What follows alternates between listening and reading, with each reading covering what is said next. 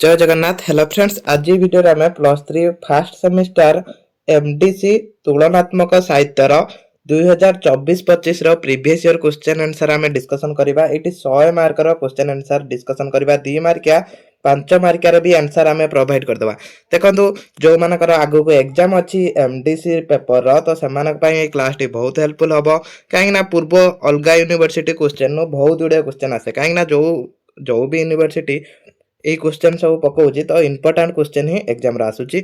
तो सेति पई ए क्लास टी फुल वॉच करंतु, तो समस्त पई हेल्पफुल हबो। जो माने भी 1 सेमेस्टर पिला छ आगु को एग्जाम देबे, तो एठी भी म आपन को सजेशन करमी किबल कोन एग्जाम रा लिखिबे हला। तो क्लास टी समस्त लास्ट जाय देखिबे, आंसर भी मैं प्रोवाइड करमी। याद रु देखिबे मिनिमम 20-30 मार्क रो क्वेश्चन आसीबो।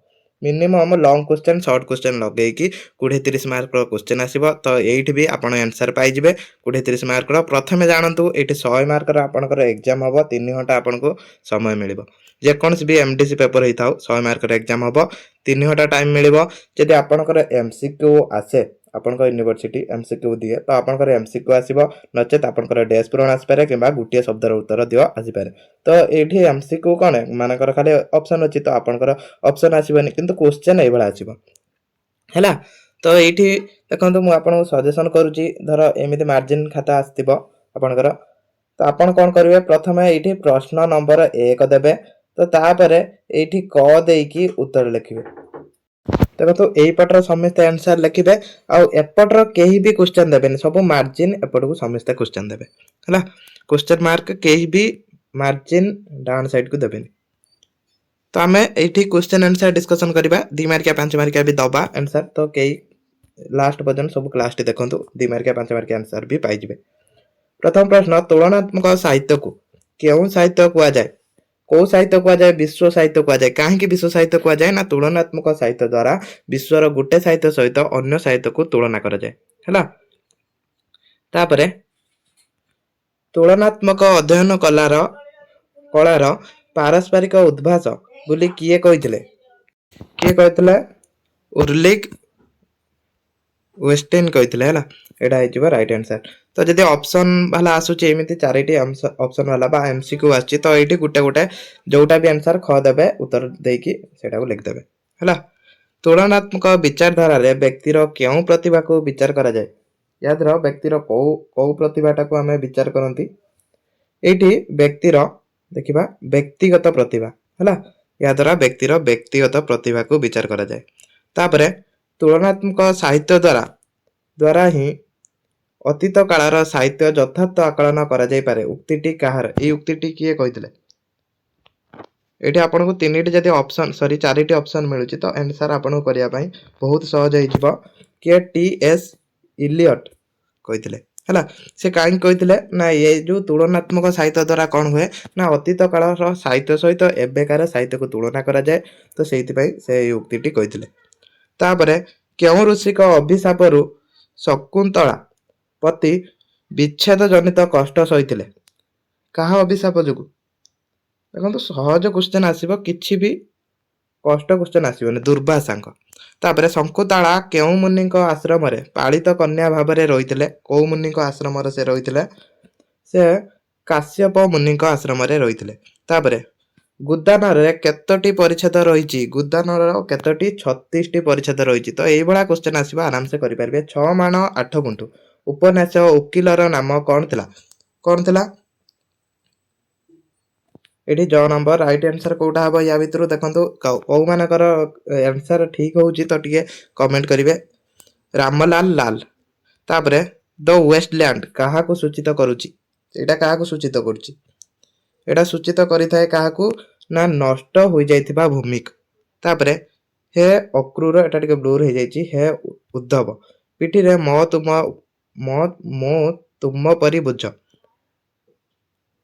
एई उक्ति कवि केउ बुझ कथा कहिचंती? एई उक्ति रे कवि को बुझ कथा कहिचंती?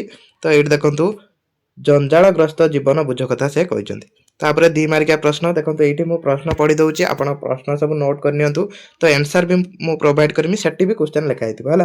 तो 50 शब्द रे एठी के सब सजेशन दबार थिला। तो देखंतु केही क्वेश्चन लिखिबेनी। तापर जे भलिया भी 2 मार्किया प्रश्न आसिला 1 मार्किया सइला, तो सेठी तो देखो ये दी धाड़ी छाड़ीदे धर आपंकर 1 मार्किया प्रश्न ये सरी जाइए तो दी धाड़ी छाड़देले ये जो पार्ट 2 अच्छी ये लिखे है पार्ट 2 लिखे पार्ट 2 लिखिकी नंबर देवे जमीती कि मार्जिन एपट को नंबर देवे धर प्रश्न देवे प्रश्न नंबर 2 देवे तापर क लिखे तापर ये एएनएस खाली लिखिपारे उत्तर लिखिकी ये लिखे तापर पुणी जमी धर कर आंसर सरीगला तो सही गोटे लाइन छाड़ीदे गोटे लाइन छाड़ी पुणी तौक लिखे तो ये लिखे यहाँ हूँ सठिक उपाय तो ये लिखने आपंकर गोटे भी मार्क कटन जब आंसर ठीक लिखुन तो मन रखु कई कौन क्वेश्चन छाड़े जहाँ भी आसो क्वेश्चन सब आंसर देवे क्वेश्चन छाड़ने बैग लगे बेस करके 5 मार्किया आउ 8 मार्किया जब छाड़ुंट बैग लगे है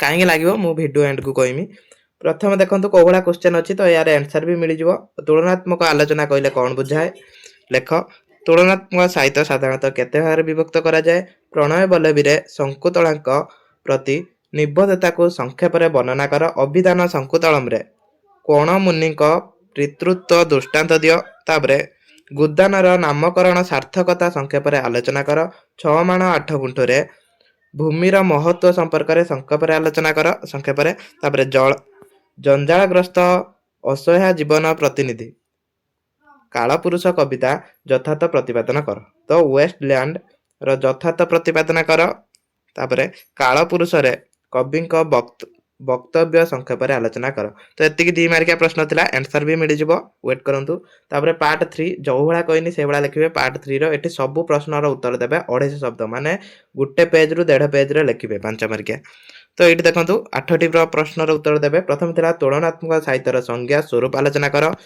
तुलनात्मक साहित्य विश्व दृष्टि किपरि दर्शाए आलोचना कर तापर प्रश्न अभिधान शंकुतलम और प्रणय बल्लभी थिबा वैसा दृश्य प्रतिपादन कर प्रणय बल्लभी कन्या निमित्त पिता महत्व सदृष्टान्त वर्णना कर तापर प्रणय बल्लभी सतप्रीति निदर्शन यथार्थ आलोचना कर गोदानर अर्थ और महत्व आलोचना कर तापर प्रश्न अच्छी 6 माण 8 गुंठर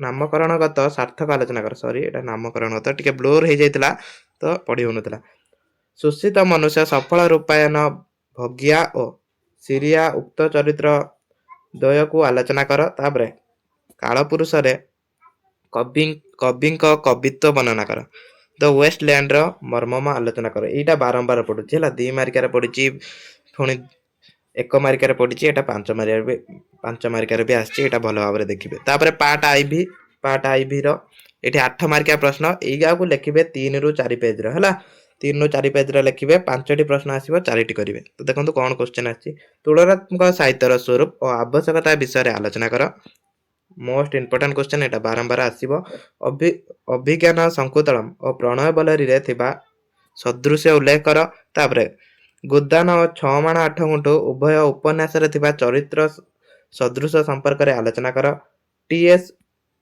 इलियट को वेस्टलैंड कविता रे आलोकपात कर कविता विषय लिखिबे है